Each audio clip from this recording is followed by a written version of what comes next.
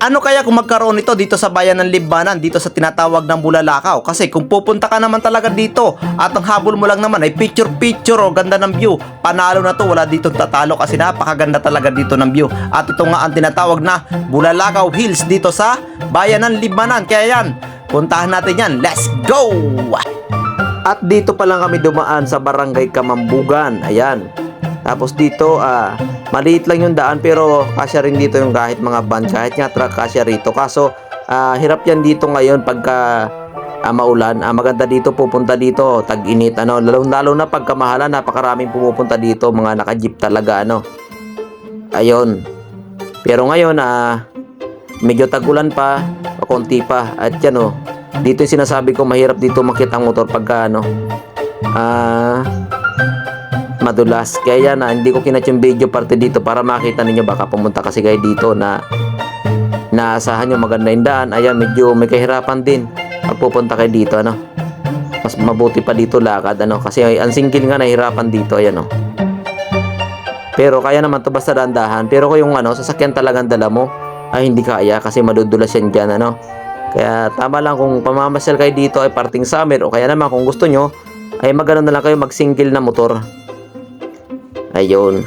Ang karamihan ng mga pupunta dito ngayon yung mga vlogger Pero dito sa kasi Bulalakaw Hills na ito, dito sa bayan ng Libmanan, napakarami na nag-vlog dito At sabi ko nga daw kayo magkaroon ng yung parang maliit na sasakyan, yung nakita ko sa Albay Tapos dito, siyempre, yan, pagbungad mo dito, makikita mo kagad itong hagdan na napakataas at napakatarik. At yan, siyempre, kung mahina na yung tuhod mo, baka hindi ka makakyat sa itaas, Ayun, tapos pag akyat mo dito, ayan yung sinasabi ko, napakagandang view. Kung habol mo lang ay picture-picture, video-video, wala na.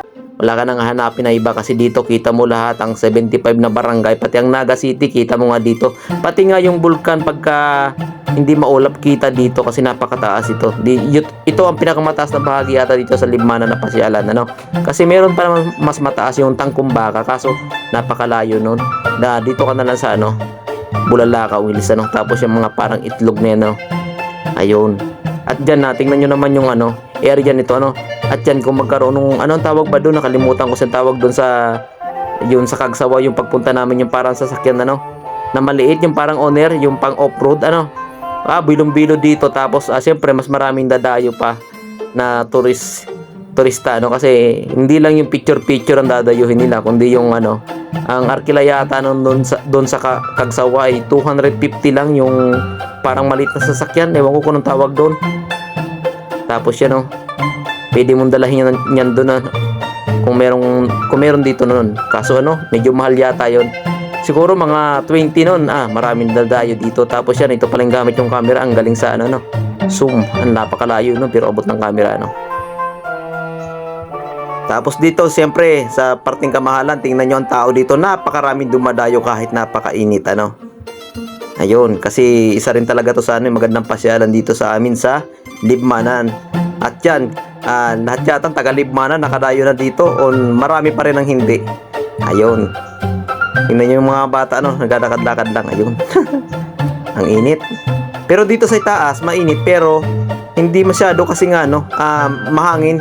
Kita nyo yung mga, dahon ayun, kahit napakalayo nila kita pa rin kaya yan pa, dayo na lang kayo dito yan sa Libmanan. Ayun, tapos yan yung pauwi na kami. Pero talaga ang tagal din namin ngayon dito kasi napaka-presko sa itaas kahit parang mainit pero hindi kasi mahangin.